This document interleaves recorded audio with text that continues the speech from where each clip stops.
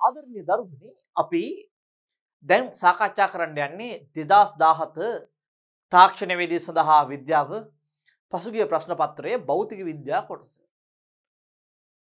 මේ ප්‍රශ්නය 9 වෙනි ප්‍රශ්නය ඩී කොටසේ විශේෂයෙන්ම මේ විද්‍යුතය හා සම්බන්ධයෙන් තමයි තියෙන්නේ.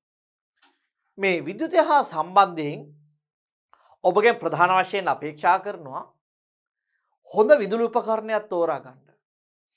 ඒ වගේම විකල්ප බල ශක්තියින් කොහොමද අපි හඳුනාගන්නේ? ඒ වගේම උපකරණයක කාර්යක්ෂමතාව වැඩි උපකරණයක් අපි කොහොමද තෝරා බේරාගන්නේ? විදුලි බිලක් අපි කොහොමද අඩු කරගන්නේ? ආදී විදිහට ඒ වගේම විශේෂ උෂ්ණත්වය සමග ප්‍රතිරෝධය හැසිරීම ආදී පිළිබඳව තමයි අපේ ප්‍රශ්න කෙරෙන්නේ. ඒ වගේම තමයි දැන් සමහරක් වෙලාවට ඔබට සිද්ධ වෙන දෙයක් විදේශ රටවල් වල නිෂ්පාදනය කරන ලද උපකරණ ලංකාවට ගෙන එනවා. එතකොට ඔබ නිවැරදි පරිදි මේ ගණනය කිරීම කරගන්න බැරි නම් ඒ උපකරණය සමහර වෙලාවට අපේ ප්ලග්ස් වලට ගැහුවට පස්සේ එක්කෝ නිසිෂමතාවයෙන් වැඩ කරන්නේ නැහැ. එහෙම නැත්නම් උපකරණය පිච්චිලා යන්න පුළුවන්. ඒ වගේ වෙලාවට අපිට විශේෂයෙන්ම පරිණාමකයක් වගේ දෙයක් පාවිච්චි කරලා අපිට හැකියාව ලැබෙනවා මේවා නිවැරදි පරිදි සකසා ගන්න. හරි. නිවසක 230 වෝල්ට් 60 වෝට් සඳහන් සූත්‍රිකා බල්බ 10ක්ද? හරි. පුතේ සූත්‍රිකා බල්බ කියලා කියන්නේ මොනවද? ෆිලමන්ට් බල්බ් නේද? අපි දන්නවා මේ සූත්‍රිකා බල්බ කියලා ගත්තොත් එහෙම මෙන්න මෙහෙම බල්බේ තියෙනවා. මේ බල්බේට මේ ආකාරයෙන් කොටසක් සම්බන්ධ වෙලා මෙන්න මේකේ අපිට අග්‍ර දෙකක් තියෙනවා. මෙන්න මේකේ මෙහෙම ෆිලමන්ට් එකක් තියෙනවා. දැන් ඔබ හිතන විදිහට මේ බල්බ් එකෙන් වැඩිපුර නිපද වෙන්නේ ආලෝකයේද එහෙම නැත්නම් තාපයේද? බොහෝ වෙලාවට මේකේ වැඩිපුර නිපදවන්නේ පුතේ තාපය. හැබැයි අපි බල්බ් එකක් පාවිච්චි කරන්නේ තාපය ලබා ගන්නද ආලෝකය ලබා ගන්නද? ආලෝකය ලබා ගන්න. මේට සාපේක්ෂව අපි දන්නා මේ CFC බල්බ ඒ වගේම ෆ්ලෝරසන්ට් විදුලි බල්බ මේ ඔක්කොටම වැඩිය වඩාත් ඵලදායී විදිහට වර්තමානයේදී මේ LED පහන් කියන ඒවා පාවිච්චි වෙනවා. ඉතින් ඒකට සමහරක් වෙලාවට මේ සූත්‍රිකා බල්බ් වලට වැඩිය පරිසර හිතකාමීව විදුලි ශක්තිය අඩුවෙන් පරිභෝජනය කරලා වැඩ කරන්න පුළුවන් විවිධ නවීන පන්නේ බල්බ වර්ග හඳුන්වා දෙමින් තියෙනවා. එතකොට දැන් සූත්‍රිකා බල්බ 10ක් තියෙනවා. 230 වෝල්ට් 1 කිලෝවොට්. පුතේ වෝට් 1 කිලෝවොට්. වොට් කියලා කියන එකේ තේරුම 1 කිලෝවොට්. 1 කිලෝවොට් කියන්නේ 1000යි වොට් කියන එක. වොට් 1000කට තමයි අපි කිලෝවොට් එකක් කියලා කියන්නේ. කිලෝවොට් එකක් වොට් එකක් කියලා කියන්නේ මොකද්ද? තප්පරයට ජූල්. ඒ කියන්නේ මෙන්න මේ උපකරණය අපි එක තප්පරයක් සැලකුවොත් එහෙම නැත්නම් ඒකක කාලයක් සැලකුවොත් මොකක්ද? එක තප්පරයක් එහෙම නැත්නම් ඒකක කාලයක්. ඒකක කාලයක් සැලකුවොත් අපිට ලැබෙනවා කොච්චරද? මේ ජූල් 1000. ඒකක කාලයකදී ජූල් 1000ක් කියන්නේ වොට් 1යි. වොට් 1000යි කියන්නේ කිලෝවොට් 1යි. එතකොට අපිට මේ ක්ෂමතාව හා සම්බන්ධ සමීකරණ කීපයක් තියෙනවා. මොනවද තියෙන පුතේ සමීකරණ? P සමානයි VI. P සමානයි I වර්ග R. P සමානයි V වර්ගයට R. මේ ආදී විදිහට අපිට ක්ෂමතාවයේ සමීකරණ තියෙනවා. ඒ වගේම තමයි අපි දන්නවා දැන් තාපයේ සමීකරණයක් තියෙනවා දරුවනේ. Q සමානයි mc ඩෙල්ටා තීටා කියලා.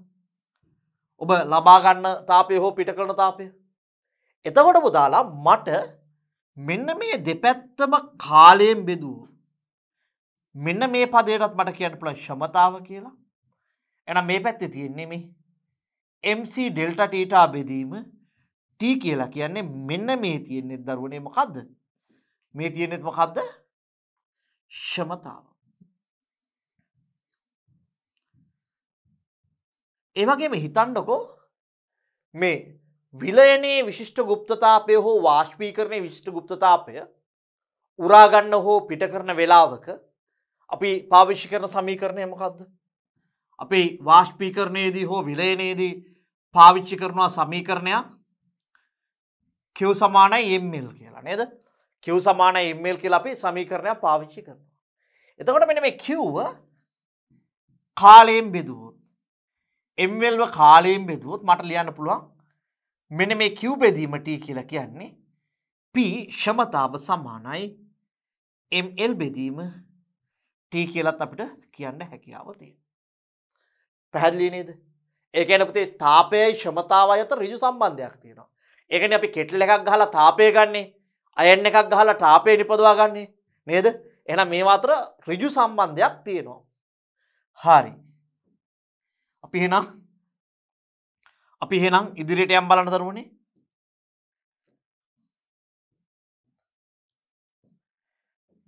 දැන් ඔබ මේ විදුලිය හා සම්බන්ධ වැඩ කරද්දී හැම වෙලාවෙම මේ වගේ කාර්යක්ෂමතාව පිළිබඳව හිතන්න ඕනේ. හරි. ඒ වගේම පරිසර හිතකාමී බව හිතන්න ඕනේ. right. 1 කිලෝවොට් සඳහන් විදුලි ස්ට්‍රික්කයක් සහ 230 වෝල්ට් 2 කිලෝවොට් සඳහන් විදුලි උඳනක් ඇත. විලායකයක් භාවිතය. පුතේ විලායකයක් කියලා කියන්නේ මොකද්ද? ෆියුස් එකක්.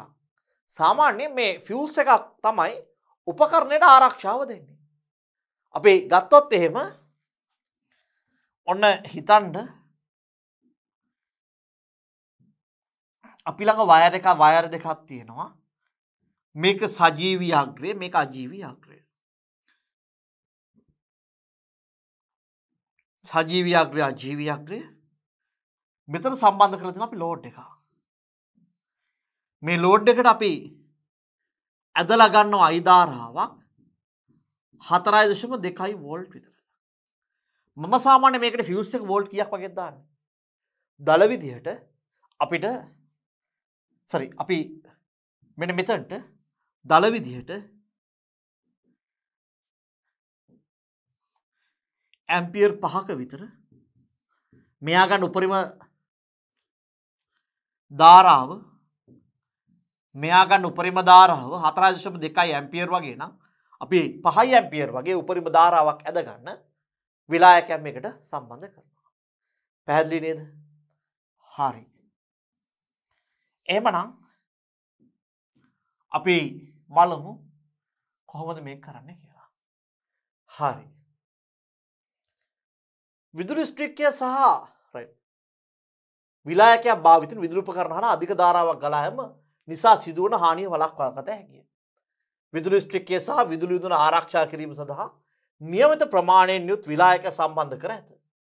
සෑම දිනකම සියලු විදුලි බල්බ විදුලි ස්ට්‍රික්ක සහ විදුලි උඳන පිළිවෙලින් පැය 4 මිනිත්තු 30ක් පැය 2ක කාලයක් තුල භාවිතා කරනු ලැබේ.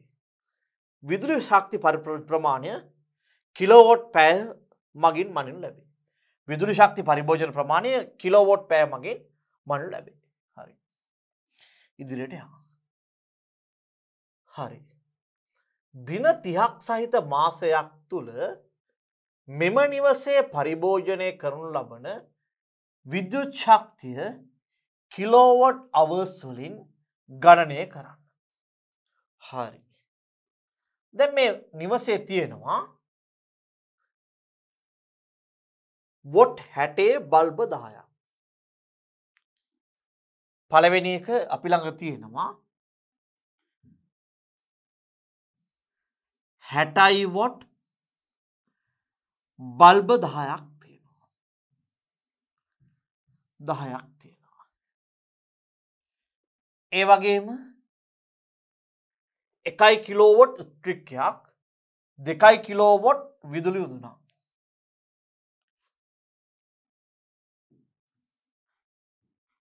1 කිලෝවොට් ස්ථිරික්කයක් අයන් එකක්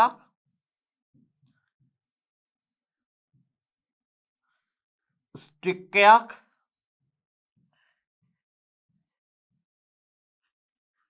2 කිලෝවොට් උඳුනා.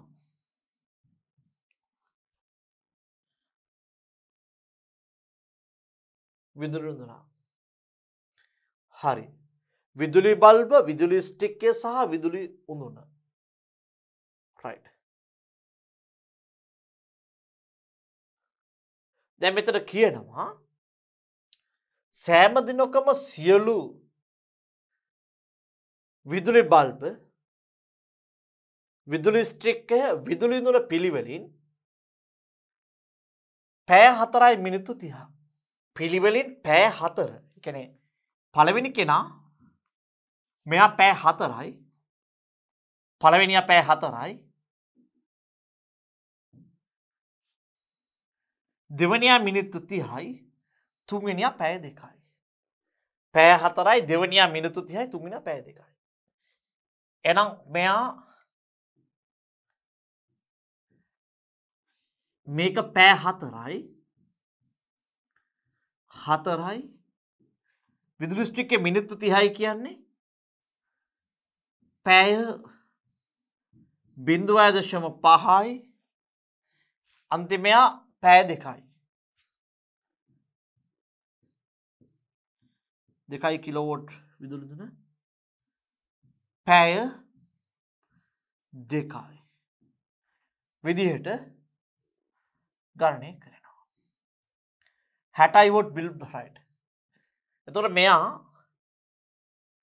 අපි බලමු මෙයාගේ වොට් අවර්ස් ගන්න. අපි බලමු බල්බ වල මම වෙනත් වර්ණයක් අතට ඔබට පැහැදිලි වෙයි.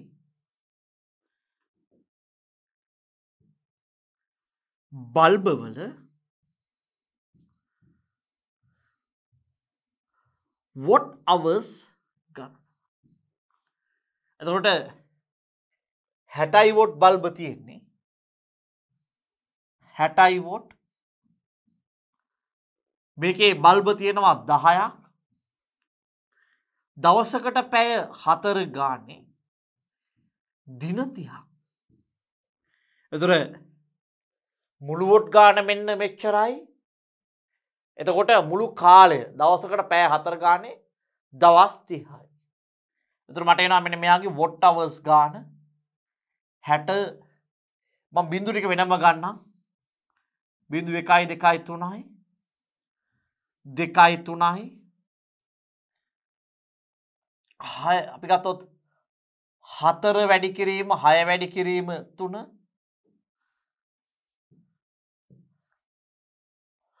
4 වැඩි කිරීම 6 වැඩි කිරීම 3 72යි. ඔබට මනෝමය හදන්න ඉතාම පුළුවන්. මේක 72යි වොට් අවර්ස්. හරි. දැන් මට මේක බල්බ වල වොට් අවර්ස් ගන්නනේ. මට පුළුවන් බල්බ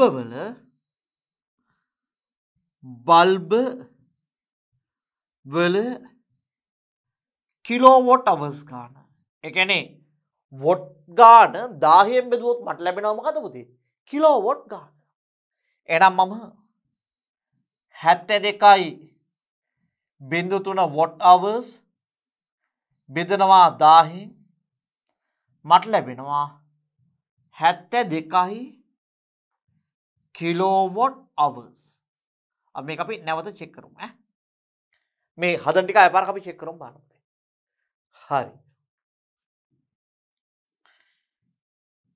1 කිලෝවොට් ස්ටික් එක දවසකට පැය 0.5යි. 1 කිලෝවොට් ස්ටික් එක පුතාලා අයන් එක පැය 0.5යි පාවිච්චි කරන්නේ.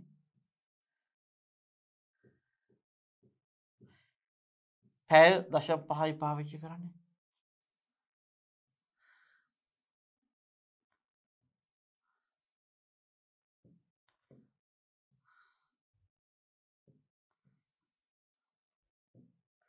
එකයි කිලෝවොට් ස්ට්‍රික් එක පැය 0.5යි. හරි. එතකොට මෙන්න මෙයාගේ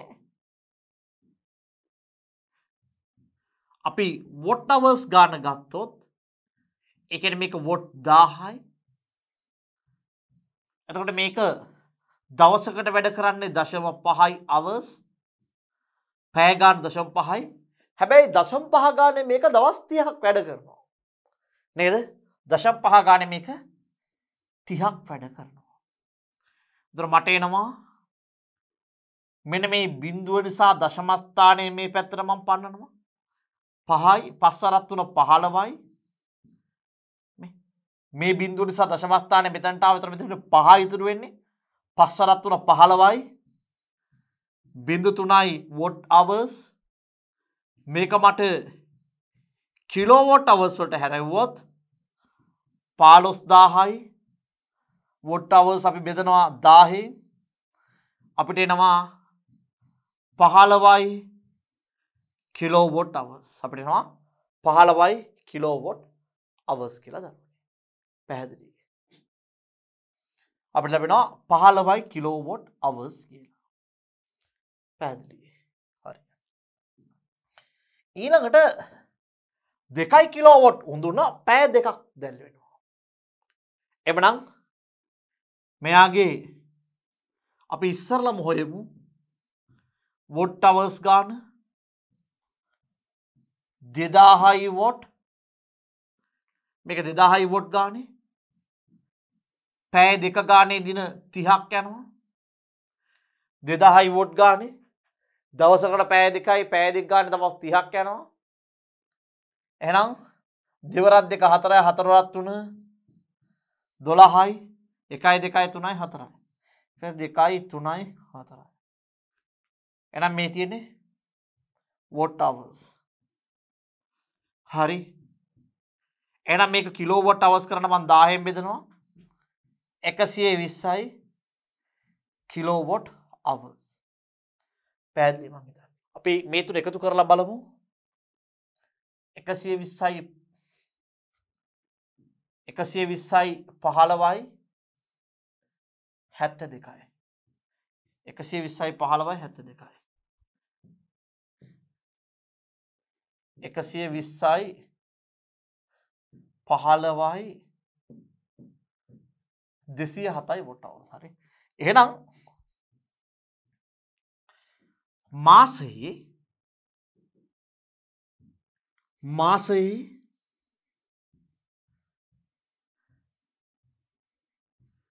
මුළු විදුලි පරිභෝජනය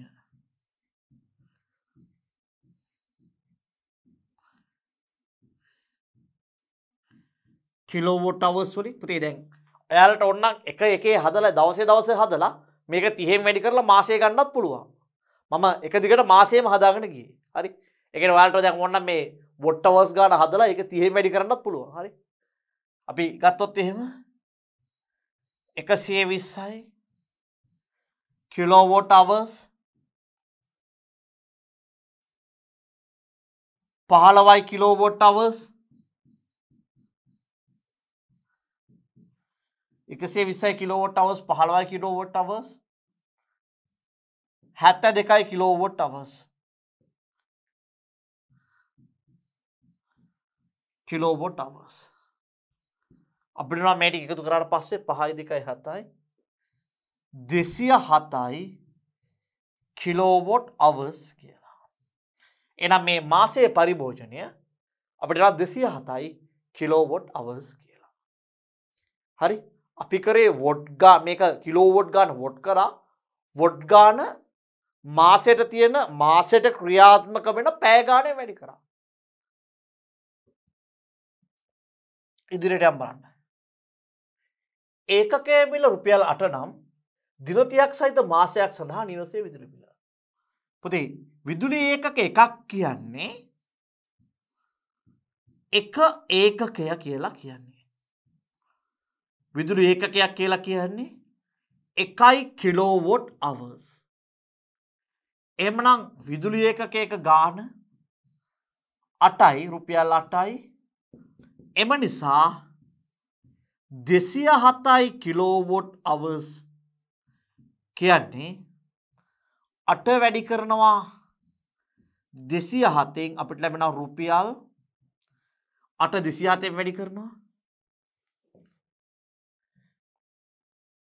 8 වැඩි කරනවා 207න් 1656.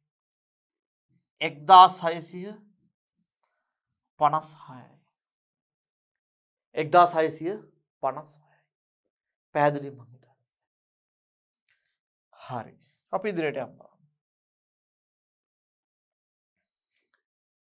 විදුලි උදුනේහි ඇති විලායකයේ සහ විදුලි ස්ත්‍රික්කයේ ඇති විලායකය තුළින් ගලා යන උපරිම විද්‍යුත් ධාරා ගණනය කරන්න. අපි දන්නවා අපිට දීලා තියෙනවා මේ 230 වෝල්ට් 1 කිලෝවොට් විදුලි ස්ත්‍රික්කයක්. 230 වෝල්ට් 1 කිලෝවොට් විදුලි ස්ත්‍රික්කයක්. 230 වෝල්ට් 1 කිලෝවොට්. ඒ කියන්නේ මෙන්න මෙයාගේ 230 වෝල්ට් කියලා කියන්නේ දරුවනේ විභවාන්තරය. එහෙම නැත්නම් වෝල්ටේජ් එක. නේද? මෙයාගේ 230 වෝල්ට් කියන්නේ මෙයාගේ විභවාන්තරය. 1 කිලෝවොට් කියන්නේ මෙයාගේ ක්ෂමතාව. එහෙම නැත්නම් මම මේක කියනවා 1000 වෝට්. ඒ කියන්නේ මෙයාගේ ක්ෂමතාව. V කියලා කියනවා මෙයාගේ විභවාන්තරය. P කියලා කියනවා මෙයාගේ ක්ෂමතාව. එතකොට විලායකයෙන් යන ධාරාව ගන්නේ උපරිම විභවාන්තරය සහ උපරිම ක්ෂමතාවයේ ක්‍රියාත්මක වෙද්දී ගලන ධාරාව තමයි විලායකයේ යන උපරිම ධාරාව. එතනින් එහාට එහෙම නැත්තම් පුතාලා එක්ක ෂෝට් සර්කිට් වෙලා එහෙම නැත්තම් මොකද වෙලා තියෙන්නේ? අධිවිදුලියක් ගලාගෙන ගිහිල්ලා. හරි. අපි දන්නවා ක්ෂමතාවයේ සමීකරණ තියෙනවා P සමානයි VI, P සමානයි I වර්ග R, P සමානයි V වර්ගයට R කියලා. P සමානයි VI, P සමානයි I වර්ග R, P සමානයි V වර්ගයට R කියලා. එතකොට මෙයාගේ ක්ෂමතාව 1000යි. V විභවාන්තරය 230යි. I. එතකොට මම මෙන්න මේ මට බිඳුවට බිඳුව කැපෙනවා. මට එනවා 100 බෙදීම 23යි ඇම්පියර් කියලා. I අපි 100 23න් බෙදමු. 100 බෙද 23න් මට ඔන්න 100 බෙදනවා 23න් මට එනවා 4.3478ක්. මම මේක ගන්නවා 4.35 ඇම්පියර් කියලා. දශම ස්ථාන දෙකකට. 4.35 ඇම්පියර් කියලා ගන්නවා මෙයාගේ ධාරාව. හරි. දැන් මම මේ කතා කරේ කවුරු ගැනද? විදුලි ස්ත්‍රික්කය ගැන. ස්ත්‍රික්කය 230යි 2 කිලෝවොට් විදුලි යොදුනා.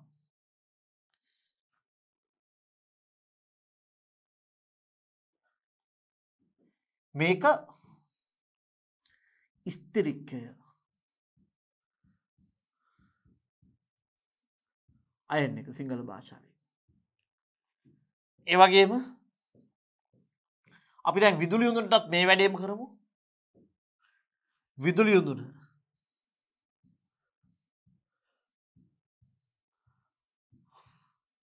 විදුලි යොදුන කියලා කියන්නේ රයිස් කුකර් එකද හොට් ප්ලේට් එකද? හරි. මොකක් හරි කමක් නැහැ උදුනා. හරි. එතකොට මෙන්න මෙයාගේ ක්ෂමතාව 2 කිලෝවොට්. මෙයාගේ විභවාන්තරය 230යි වෝල්ට්. එතකොට 2 කිලෝවොට් කියලා කියන්නේ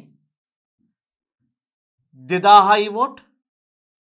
එවනම් මට මෙයාගේ ධාරාව P සමානයි VI සමීකරණයෙන් හොයන්න පුළුවන් ක්ෂමතාව 2000 සමානයි 230යි මෙයාට මෙයා කැපෙනවා 223න් බෙදනවා.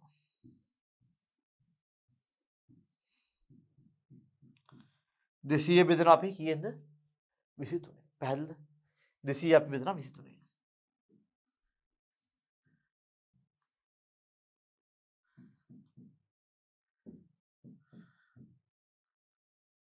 8.695 මම මේ ගන්න පුළුවන් 7ක් කියලා හොඳට ගන්න පුළුවන්. 8.7ක් කියලා. 8.7 ඇම්පියර් කියලා අයි ගන්න පුළුවන්.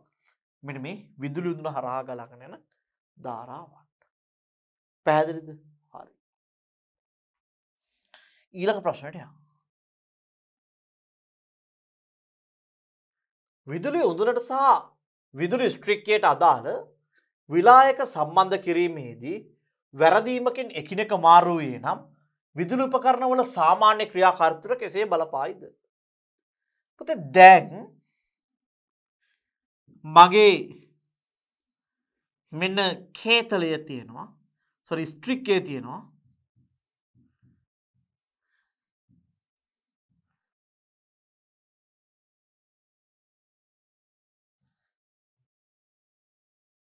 එතකොට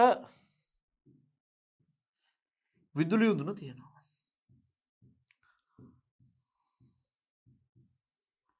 විදුලි ස්ට්‍රික්කේ තියෙනවා, විදුලි උඳුන තියෙනවා. පැහැදිලි නේද? එතකොට මේ විදුලි ස්ට්‍රික්කයයි විදුලි උඳුනයි තියෙද්දී මොකද වෙන්නේ? විදුලි ස්ට්‍රික්කයට සම්බන්ධ වෙලා තියෙන විදුලි උඳුනට සම්බන්ධ වෙලා තියෙන 8.7ක් මේක ගන්නවා. මෙන්න මෙයා ගන්නවා 8.7 ඇම්පියර්. ස්ත්‍රික්කේ ගන්නේ 4.35. විදුලි ස්ට්‍රික්කේ ගන්නේ 4.35 ඇම්පියර්. හැබැයි අපි මෙන්න මේ දෙකේ විලායක දෙක මාරු වෙලා දානවා. මෙන්න මෙතන දාන ෆියුස් එක. මෙන්න මේ ෆියුස් දෙක මාරු වෙනවා. මෙතනට දාලා තියෙනවා 8.7 ඇම්පියර් ෆියුස් එකක් විලායකයක්. මෙන්න මෙතනට දානවා පුතේ 8.7 ඇම්පියර් ෆියුස් එකක්. මේකේ ෆියුස් එක මේකට ගිහලා මෙන්න මේ 4.35 ෆියුස් එක මෙතනට ඇවිල්ලා. දැන් පුතේ බලන්න 4.35 ෆියුස් එකෙන් අදිනවා 8.7ක්. මෙයාට 8.7ක් දරන්න බෑ නේද ඇම්පියර්? එහෙනම් මොකද වෙන්නේ? මෙන්න මේ විලායකය පිලිස්සී යනවා. පිලිස්සී යනවා.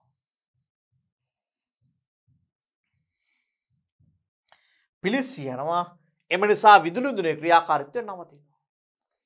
මෙන්න මේ ෆියුස් එක පිලිස්සී යනවා. මේක පිලිස්සී යන නිසා පුතේ විදුලි උඳුනේ ක්‍රියාකාරීත්වය මොකද වෙන්නේ? නවතිනවා. මේක පිලිස්සීයි ක්‍රියාව නවතී.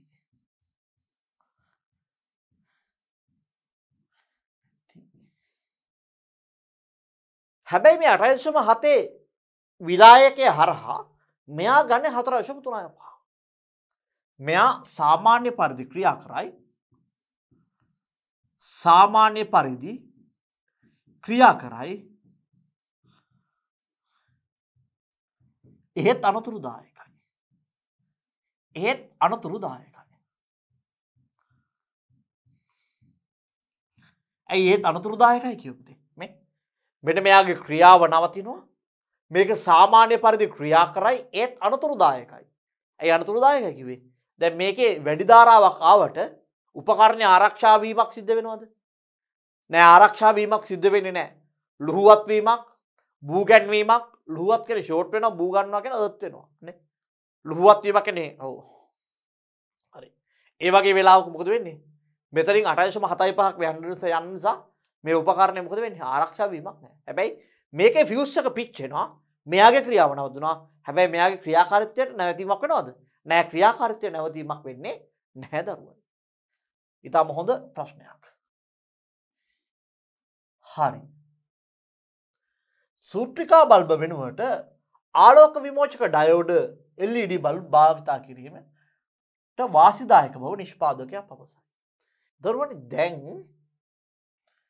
LED බල්බ භාවිතා කිරීමේ වාසි දෙකක්. දැන් මේකේ ආර්ථික වශයෙන් වාසි ගත්තොත් එහෙම පළවෙනි දේ තමයි ආයු කාලය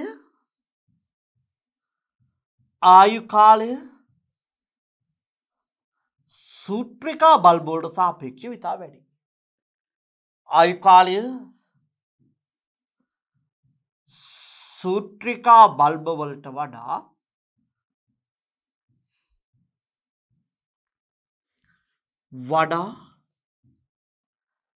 වැඩිය. දැන් මම ඔබට පාඩම ආරම්භයේදීම කිව්වා මේ ප්‍රශ්නේ ආරම්භයේදීම කිව්වා සූත්‍රිකා පහන් වැඩිපුර නිපදවන්නේ තමන්ගේ ශක්තිය වැඩි කොටසක් වැය කරන තාපයට. ඉතාම අඩු ආලෝකයක් දෙන්නේ. හැබැයි අපි LED පහනක් ගත්තොත් LED පහන සූත්‍රිකා පහනට සාපේක්ෂව අඩු ශක්තියක් තමයි තාපය වෙනුවෙන් වැය කරන්නේ. ඒ කියන්නේ ශක්තිය අපතේ යාම ඉතාම අඩුයි. අපි ඒක මෙන්න මෙහෙම ලියමු.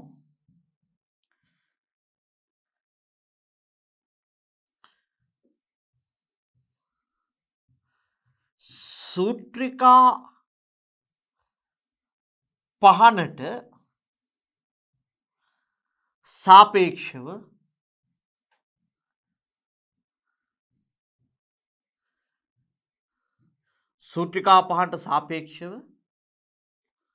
අඩු ශක්තියක්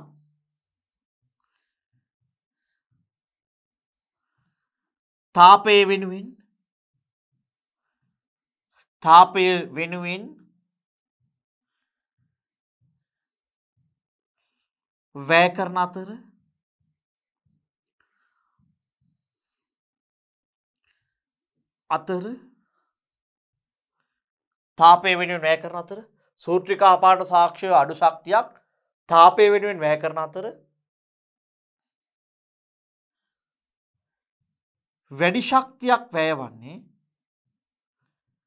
වැඩි ශක්තියක් වැයවන්නේ ආලෝකය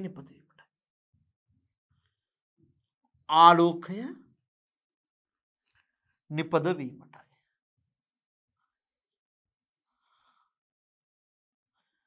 වැඩි ශක්තියක් වැයවන්නේ ආලෝකය නිපදවීමට.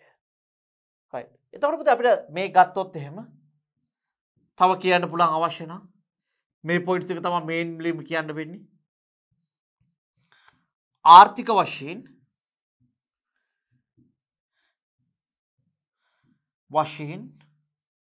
ලාභදායී කියන්න පුළුවන්. ඒ වගේම අඩු විදුලි බිලක් යන්නේ කියලා කියන්න පුළුවන්. නේද? හරි. එවනම් මම හිතන්නේ ප්‍රශ්නෙට අදාළ පිළිතුර කියවනවා. අපි ඉදිරියට යමු බලන්න. සූත්‍රිකා බල්බ් එක හා LED බල්බ් එක කාර්යක්ෂමතාවන්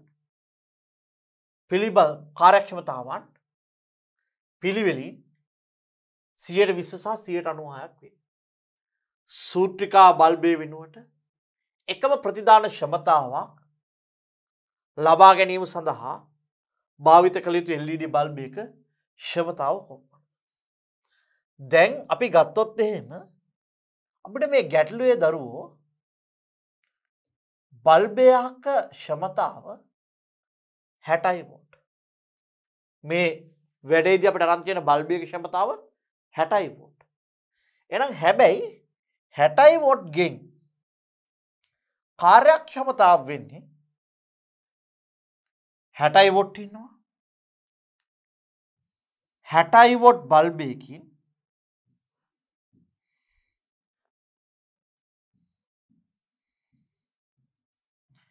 60 වෝල්ට් බල්බෙන් නිපදවන ආලෝක ක්ෂමතාව නැත්නම් 60 වෝල්ට් බල්බෙන්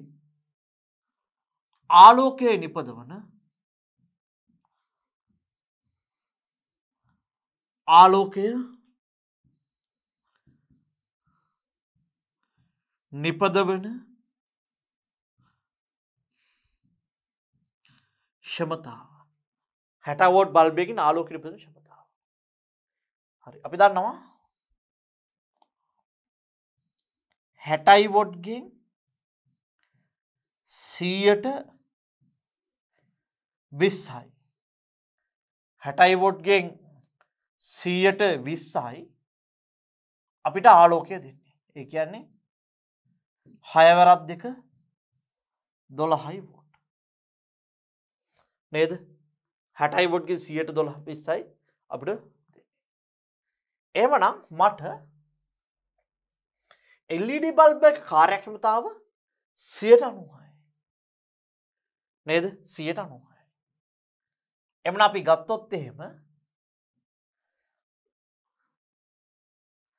96ක් නම් දෙන්නේ මට 100ක් තියෙන 96ක් නම් දෙන්නේ 100ක් තියෙන කොච්චර ප්‍රමාණයක් ගත්තොත්ද මෙන්න මේ වෝල්ට් 12 ගණනය කිරීමට හැකියාව තියෙනවා. 96ක ක්ෂමතාවක් තියෙන කෙනෙක් ගෙන් අපි 100ක් බලාපොරොත්තු වෙනවා නම් වොට් 12ක් ගන්න. හරි. අපි මොකද කරන්නේ? නැත්නම් මේක මම සරලව තර්ක කරන දෙයක් කියලා දෙන්නම්.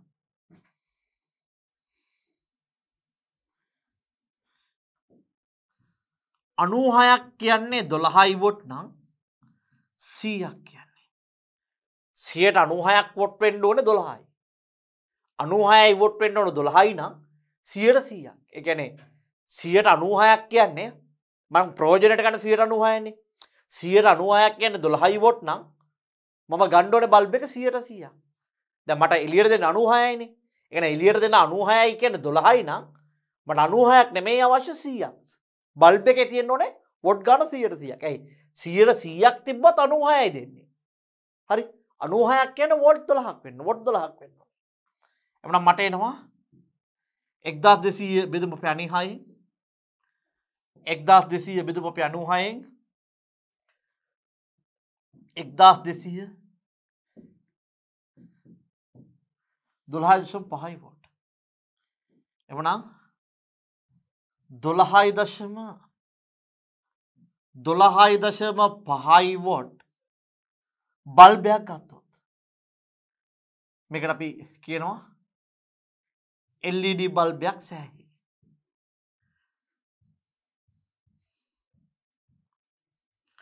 සෑහි. හරි.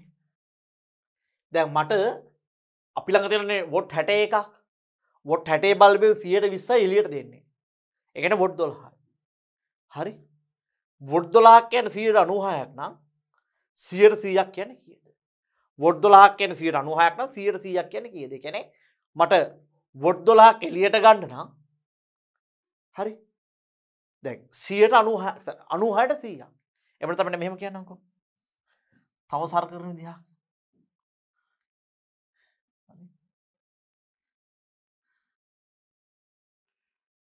100ට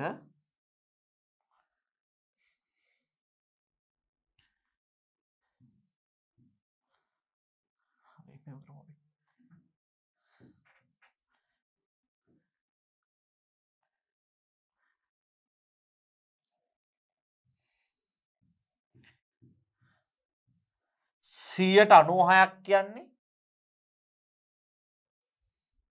96ක් ගත්තොත් එහෙම X බල්බයකින් 96ක් ගත්තොත් එහෙම X කියන බල්බයකින් මට ලැබෙන පිළිතුර තමයි 12යි. මගේ ක්ෂමතාව 96යි. 96ක බල්බයක් තියෙනවා. X කියන ක්ෂමතාවක් තියෙන බල්බයක් තියෙනවා. X කියන ක්ෂමතාවක් තියෙන බල්බයක් තියෙනවා. ඒකෙන් 96ක් යන 12යි. X මම තෝරා ගන්න බල්බේ ක්ෂමතාව X. X කියන බල්බෙන් 96ක් ගත්තොත් ඒක 12යි. එහෙනම් X කියන්නේ කීයද? මේකෙන් වැඩි කරා මේකෙන් වැඩි කරා X සමානයි 12 වැඩි කිරීම 100 බෙදීම 96. මං ගන්න බල්බේ ක්ෂමතාවෙන් 96ක් යන 12යි වෝල්ට්. හරි ඔහොම තර්ක කරන්න මේ කියප එක තේරුන්නේ නැත්තම් දරුවනේ. දැන් අතර අපිට එනවා අපිට මේ 60යි වෝට් සූත්‍රිකා පහන වෙනුවට යොදා ගන්න පුළුවන් 60යි වෝට් සූත්‍රිකා පහන වෙනුවට 12.5 වොට් LED එකක් පාවිච්චි කරන්න පුළුවන්. හරි. 12.5 කරන පාවිච්චි කරන්න පුළුවන්. හරි. එතකොට අපි දන්නවා දරුවනේ මේ 12.5 බල්බයක් තමයි මේ වැඩේට තියෙන්නේ. 60 වොට් බල්බයක් වෙනකොට. මෙම නිවසේ පවතින සූත්‍රිකා බල්බ් සියල්ල වෙනුවට ඉහත C2 කොටසේ සඳහන් කර LED බල්බ භාවිත කරේ නම් මාසික විදුලි බිල ගණනය කරන්න. හරි. දැන් මෙතන පොඩි ප්‍රශ්නයක් තියෙනවා. සම්පූර්ණ බිලද බල්බ් නිසා බිලද කියලා ප්‍රශ්නයක් තියෙනවා. නේද? හරි අපි ඉස්සලා බල්බ් නිසා බිලෙහි වෙනස බලමු. right. අපිට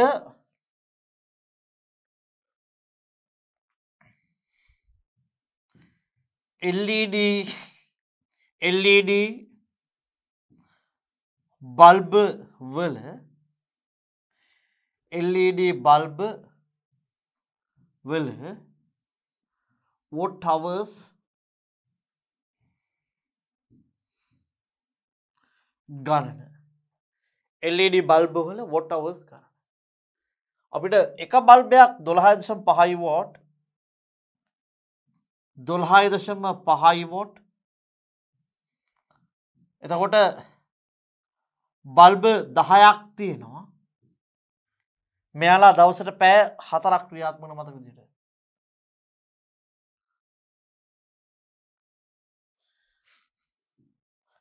දවසට පැය 4යි පැය 4යි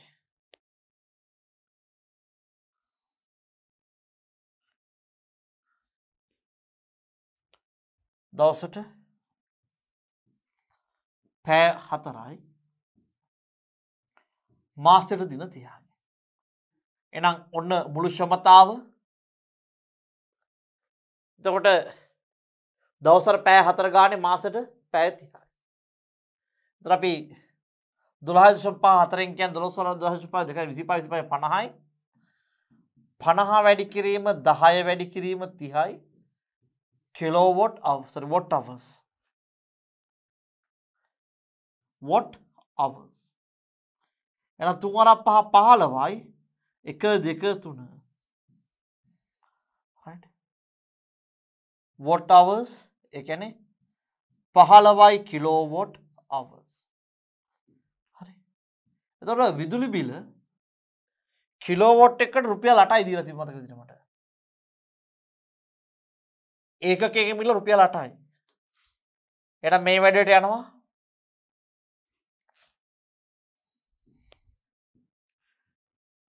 1 කිලෝවොට් එකක් කියන්නේ රුපියල් 8යි. එම නිසා දරුවනේ 1 කිලෝවොට් එකක් රුපියල් 8යි නම් කිලෝවොට් කීයක් තියෙනවද? 15යි.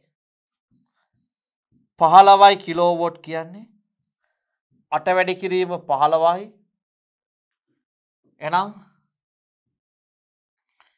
5 වරක් 8 40 බිඳුව 4යි 8 වරක් 8 4යි 12යි රුපියල් 120යි. රුපියල් 120යි.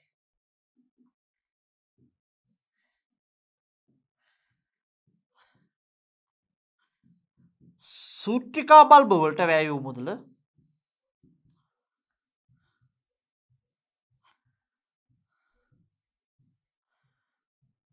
ගිය මුදල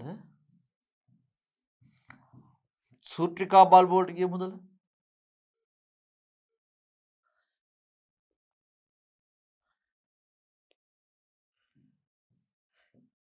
72යි කිලෝවොට් අවර්ස් ගිහින් තියෙනවා.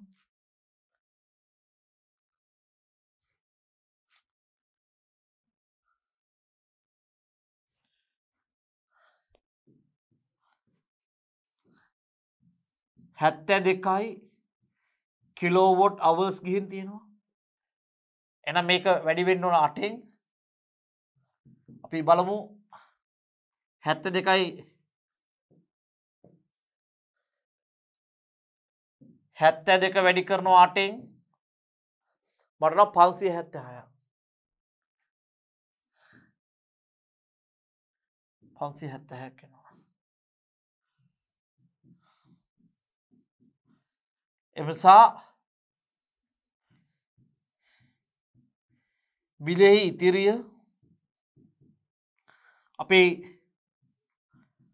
576න් අඩු කරනවා 120ක් 6යි 7න් 2ක් 5යි 5 කියලා මෙතන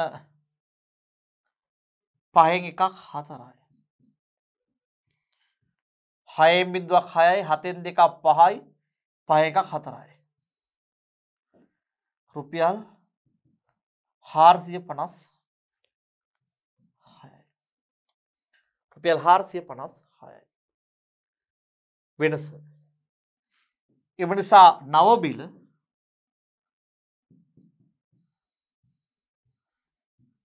බිල අපිට කලින් බිල ආවා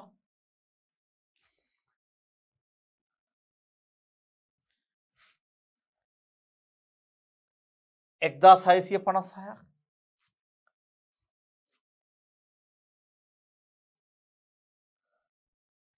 1656න් අපේ ඉතිරිය 456ක්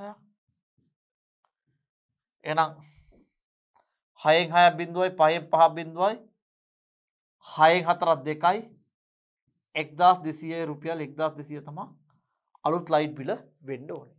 හරි. එහෙනම් දරුවෝ අපේ ඊළඟ ප්‍රශ්නයට යමු.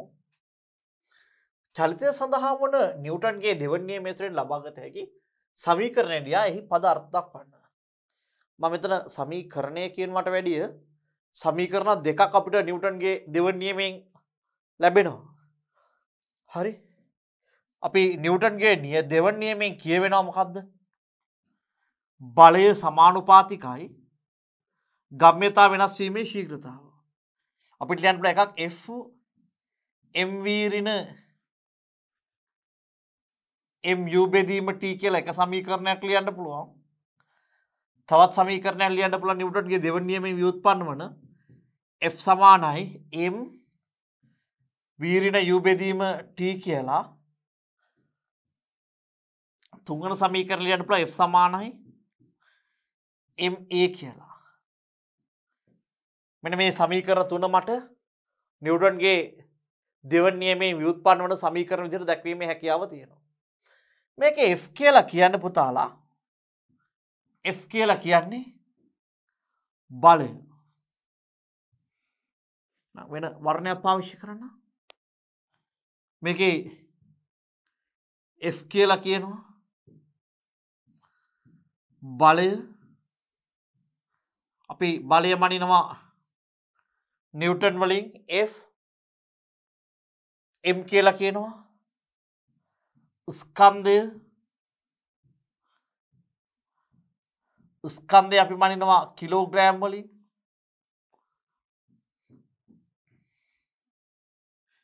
A කියලා කියනවා ත්වරණය F සමානයි මේ වල E කියලා කියන අපිට මොකද්ද ත්වරණය ඒකක වෙන්නේ ms ඍණ 2යි t කියලා අපි කියනවා කාලය අපි මනින්නේ තප්පර වලින් t කියලා අපි කියනවා කාලය අපි මනින්නේ තප්පර වලින් v කියලා කියනවා අවසාන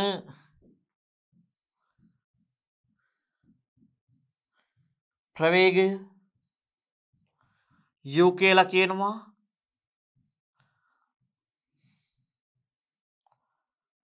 ආරම්භක ප්‍රවේගය. අවසාන ප්‍රවේගය කියලා කියන්නේ ms ඍණ 1 ආරම්භක ප්‍රවේගයත් ms ඍණ 1ම තමයි. එවනම් අපිට මෙන්න මේ සමීකරණ තුනක් ගොඩනගෙනවා. right. මේ සමීකරණ ටික සහ පද ටික තමයි මේ තියෙන්නේ. F කියන්නේ යොදන බලය, m කියන්නේ ස්කන්ධය, a කියන්නේ ත්වරණය, t කියන්නේ කාලය, v කියන්නේ අවසාන ප්‍රවේගය, u කියලා කියන්නේ ආරම්භක ප්‍රවේගය.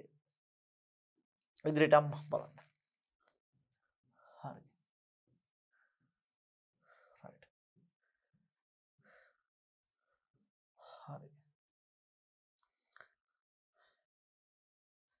දැන් මෙතන අපිට පොඩි දොඹකරයක් තියෙනවා. අපි බලමු මොකද කරන්න කියන්නේ කියලා. right. හරි. අපි ඊළඟට මෙන්න මේ ඊතුරු කොටස කරමු. බඩු ගබඩාවක එනම් ස්ථානයේ ඇති ස්කන්ධය කිලෝග්‍රෑම් 400ක් වූ ලී පෙට්ටියක් ස්කන්ධයේ 100ක් කිලෝග්‍රෑම් වන ට්‍රොලියක් මත තබා ඇත. ස්කන්ධයේ 100ක් වන ට්‍රොලියක් මත තබා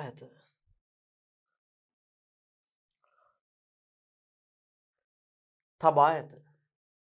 ආරම්භයේදී නිශ්චලව ඇති ලී පෙට්ටිය සයිසු ට්‍රොලිය ඒකාකාර බලයක් යටතේ B ස්ථානය දක්වා තල්ලු කර ඉන්පසු ප්‍රවාහනය සඳහා යොදා ගන්නා ලොරි රථය ආසන්නයේ දක්වා නිදහසේ චලනය වීමට ඉඩ හරිනු ලැබේ. පසුව දොඹකරයක් ආධාරයෙන් ලී පෙට්ටිය පමණක් ලොරි තර්ජනයට පටවනු ලැබේ. ලී පෙට්ටිය පමණක් ලොරි තර්ජනයට පටවනු ලැබේ. ගුරුත්වාකර්ෂණ ත්වරණය දීලා තියෙනවා cos 60 cos 30 sin 30 භාගය කියලා දීලා තියෙනවා. දැන් මෙන්න මෙයාගේ මෙතර මීටර 3යිලු මේක 10යිලු. හරි. එතකොට මෙන්න මෙතන තමයි ට්‍රොලිය තියෙන්නේ නේ. මේක තමයි ට්‍රොලිය. බීනම ස්ථානයේදී පෙට්ටිය 2 ms ශ්‍රේණියක ප්‍රවේගයක් ලබා ගනී නම් A හා B ස්ථානවලදී ගම්‍යතාවන් ගණනය කරන්න. A හා B අතර සිදුවන චලිතයේදී ශක්ති හානිය ශූන්‍යයක් ලෙස සලකන්න. ලී පෙට්ටිය B නම් ස්ථානයේදී ලී පෙට්ටිය. එතකොට මගෙන් අහන්නේ කවුරු ගැනද? මගෙන් අහන්නේ B ගැනනේ. එමුනම් මගෙන් B ගැන අහනවා නම් මෙන්න මේ ලී පෙට්ටිය තියෙනවා. ලී පෙට්ටිය තියෙන තැන ට්‍රොලියක් මත. හැබැයි මගෙන් අහන්නේ ලී පෙට්ටිය ගැනනේ. දැන් මෙන්න මේ ලී පෙට්ටියකුයි ට්‍රොලියකුයි තියෙනවා. ඒ නම් ස්ථානයේදී මෙයාලා නිශ්චලයිනේ. ඒ නම් ස්ථානයේ ඇති right.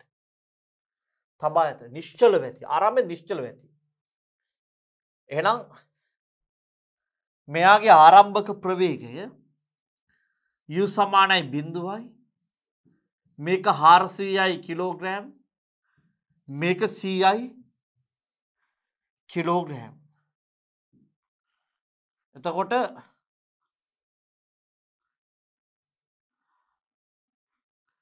මෙන්න මේ විදිහට තමයි මෙයා ආරම්භ. හැබැයි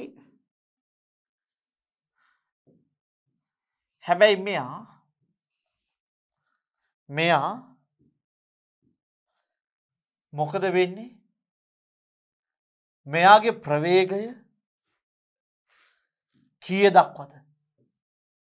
2 ms ශ්‍රේණියක දක්වා ප්‍රවේගයක් ලබා ගනී. ඒ කියන්නේ මෙයාගේ මම මේක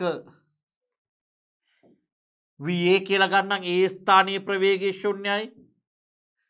VB කියලා ගන්නම්. B ස්ථානීය ප්‍රවේගය 2යි. ms ශ්‍රේණිය 1යි.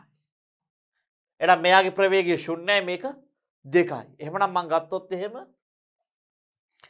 මේක මෙතන ගම්‍යතාව MVA මෙතන ගම්‍යතාව MVB. ගම්‍යතාව කියලා කියන ස්කන්ධයේ ප්‍රවේගයේ ගුණිතය නේද? අපි ස්කන්ධයේ ප්‍රවේගයේ ගුණිතයට අපිට මොකද කියන්නේ? ගම්‍යතාව කියලා කියනවා. එහෙමනම් මම මෙන්න මෙයාගේ ගම්‍යතාව ගත්තොත් මගේ ලී පෙට්ටිය ගැන අහන්නේ. ලී පෙට්ටිය ස්කන්ධය 400යි. ප්‍රවේගය 0යි. ඒ කියන්නේ මෙයා ගම්‍යතාව 0යි. මුල් ආරම්භක ගම්‍යතාව 0යි. ඒ ස්ථානයේදී මට ලියන්න පුළුවන් එහිදී ගම්‍යතාව. මම බීහිදී ගම්‍යතාව ගත්තොත්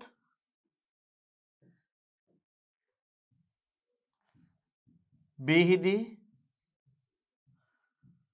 ගම්‍යතාව MVB ස්කන්ධය 400යි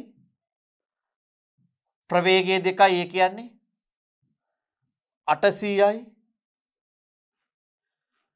ස්කන්ධයගේ kg ms ඍණ 1යි. ගම්‍යතාවයේ ඒකක වෙන්නේ ස්කන්ධය ඒකක කිලෝග්‍රෑම් ප්‍රවේගය ඒකක පුතේ ms ඍණ 1යි kg ms ඍණ 1යි. හරි. ඒ සිට B දක්වා ලී පෙට්ටිය ගෙන යාමට තප්පර 20ක් කාලයක් ගත වූයේ නම් තිරස් බලය F සමානයි ගම්‍යතා වෙනස F සමානයි මෙන්න මේ ගම්‍යතා වෙනස බෙදනවා අපි කාලය. එහෙනම් මෙතන ගම්‍යතා වෙනස 800යි. 800යි kg ms ඍණ 1 මේකෙන් මේ පසු ගම්‍යතාව මම ගම්‍යතා වෙනස කියන එක පුතේ ඔන්ලයින් ලියන්න පුළුවන්. පසු ගම්‍යතාව එහෙම නැත්නම් අවසාන ගම්‍යතාව ඍණ